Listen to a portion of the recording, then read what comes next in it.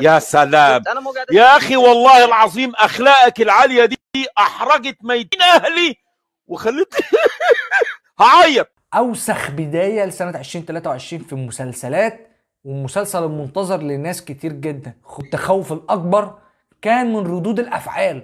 ما هو ممكن انت تعمل حلقه زي دي وهوبا ردود الافعال، لا ده بص داون جريد بتقييم الحلقه عامل ازاي، لا شوف الناس بقى قرفانه من الرياكشنز حوالين العالم، مش بتكلم على الامريكان بس، حوالين العالم. لا بس ردود الافعال تخوف، والله تخوف وترعب. الواحد بقى حاسس هو اللي مش طبيعي. يمكن الموضوع تخطى الاجنده، يمكن الواحد مش عارف يبتدي منين، يمكن الواحد المدخلات كتيره ممكن يطلع يسب ويشتم عن الحلقه دي. بس الصراحه الواحد مش اصلا في العمليه الانتاجيه من الموضوع. يعني دي مش المره الاولى ان احنا نشوف فيها اجندات في مسلسلات واحنا عارفين، او اجندات في افلام ومسلسلات بشكل عام يعني. لكن الفكره هنا ان انت مش هقولك بتدي مساحه ولا بتدي منعطفات دراميه عايز الناس تتفرج وتستمتع. يعني انا بحاول، ويمكن نبرتي هاديه في الكلام، لان انا الصراحه يا جدعان انا قعدت ساعتين كاملين بعد ما خلصت الحلقه اتفرج على الرياكشنز بس. اتفرج على الرياكشنز سواء على تويتر او حتى على اليوتيوب من الفيديوهات اللي الناس بتتفرج على الحلقات. يمكن في ساعات ناس بتعملها اوفر وبتتصنع انها مثلا معجبه بحلقات او مسلسلات معينه عشان مثلا لو منصات دي شافتهم يعني يديلهم سبونسر او حاجات ما الى اخره يعني من الكلام ده. بس الفكره ان انا قعدت اتفرج ساعتين كاملين على رياكشنات، مش بشكل كامل قوي بس للحلقه بالمقتطفات او المقاطع بتاعت الحلقه دي بالذات. وانا مصدوم، انا مصدوم. دايما كان الناس بتلاقي هجوم من فكره الاجندات على الافلام والمسلسلات، خصوصا الافلام والحاجات الكبيره اللي هو مثلا افلام السوبر هيروز، مسلسلات السوبر هيروز، الافلام اللي تحس فيها حاجات كبيره كده وعليها سبوت لايت كتير. دايما بيبقى فيها اجندات ودايما بيبقى عليها هجوم بشكل معين. المره دي انا مستغرب ومذهول، والله حرفيا مش مصدق. ذهولي وهدوئي ده لان انا مش مصدق. الناس يا جدعان بتحلل حاجات انتوا مش متخيلينها. يعني اتمنى الناس كلها تكون شافت نفس الفيديوهات اللي انا شفتها. بقول لك قعدت ساعتين كاملين بعد الحلقه اتفرج على الرياكشنز فقط، سواء تويترز او الناحيه التانية ستوري، حتى الستوري الانستجرام او اي مقطع صغير على التيك توك حتى بيتكلم على الحلقه دي. وانا مصدوم، انا مصدوم. يعني دايما بيبقى فيه ايه، صناع المسلسلات دايما بايه بيحطوا الحاجات دي عشان ايه يضموا اكتر من فئه، يعني نقدر نقول تنوع عرقي ولا تنوع جنسي ولا تنوع ايه. ومش هقول لك ان انا بتفهم، بس احنا مش في العمليه الانتاجيه عشان نتكلم، احنا متلقين بس. كبتكلم على فكره ان احنا المشاهدين العرب مش المشاهدين بشكل عام، لان احنا مش في المنظر العام ليهم. دايما لما يبصوا ايه ان مسلسل كويس ولا وحش يا رجاله، دايما في اكتر من فئه حوالين العالم هم بيبصوا ليها، مش من ضمنها احنا. لكن الفكره لما تبص على الناس وهي بتتكلم على الحلقات، في ناس بتقول لك يعني ده افضل شخصيتين شاذتين، يعني اللفظ بتاعهم التانيين، يعني افضل شخصيتين شاذتين ممكن تشوفهم في مسلسلات او افلام تم كتابتهم. هي العته وصل للدرجه دي؟ هي العته وصل للدرجه دي؟ الناس بتحلل حاجات، والله مصدوم. مش لاقي مخرجات كلام ممكن اقولها، مش لاقي الفاظ معينه ممكن تتقال. اسد الدين واكفر يا جدعان، يا جدعان عيب، يا جدعان، يا جدعان عيب، مش عاوز اعملكوا زي يا جدعان. والله انا عيان وتعبان لك، انا طبعا ميتين ابوكوا يا جدعان. والله العظيم ما تيجوا، والله ادوس عليكم. عيب يا جدعان. طبعا قعدت اشوف لناس اصدقاء ليا فكره ان هم لعبوا اللعبه، فكره اللي يقول لك ايه لا المسلسل كان ممكن ما ياخدش المساحه ليه، لا ده شخصيه بيل معينه كان ممكن تتكلم مع ايلي، لا شخصيه ايلي برضو في الاتجاه لنفس الطريق بتاع الشخصيتين اللي اتفرد لهم الحلقه الثالثه بالكامل. يعني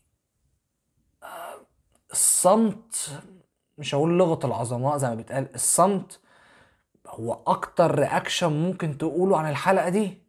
الصمت اللي هو مش فكره انك خربت من مسلسل، لا لا لا، فكره ان التوزيع ابتدى يختلف، مش فقط مشهد، مش فقط لقطه، مش فقط علامه، مش فقط ايحاء، مش فقط يعني اي اغراء باي شكل من الاشكال وعدى على طول واجري. وكمان مش فكره اللي هو ايه بيلمح لك في ادق من التفاصيل من الثانيه او في الكلام او في التعبيرات او في الجمل الحواريه.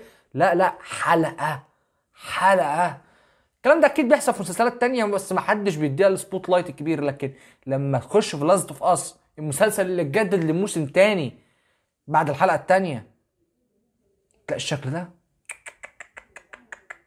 ابتديت اخاف وابتديت اقرف، وابتديت يعني الواحد يعني مش عارف يقول يقرف من اكتر فتره قذره ممكن يتخيلها. ان الحاجات دي ابتدت تاخد مساحه، مش هقول، ما هي برضه قبولك ليها ده برضه يعدي مثلا انحراف، يعني قبولك للموضوع يعدي انحراف ويعدي تخلف، سواء بتكلم نفسي او بتكلم اي حد تاني. بس المساحه اللي ابتدت تتفرش دي لا تخرج الواحد عن الاعصاب والمله والشتايم، تطلع يعني تخرج من كل افواه فمك. وبعيدا اصلا ان هو مسلسل زومبي، هو فين الزومبي في الموضوع؟ فين السرفايفر زي ما بيقول لك، البقاء على قيد الحياه؟ يعني انا مش شايف اي عوامل تانية للمسلسل. لو هنحاول ننحت نفسنا ونتكلم عن المسلسل في 3 حلقات، المسلسل متكون من 9 حلقات، يعني فاضل 6 حلقات، يعني نقدر نقول تلت المسلسل خلص. مش شايف اي حاجه. يعني شكرا لشبكه AMC اللي هي طلعت طبعا مسلسل ذا ووكينج ديد في اوقات مختلفه جدا.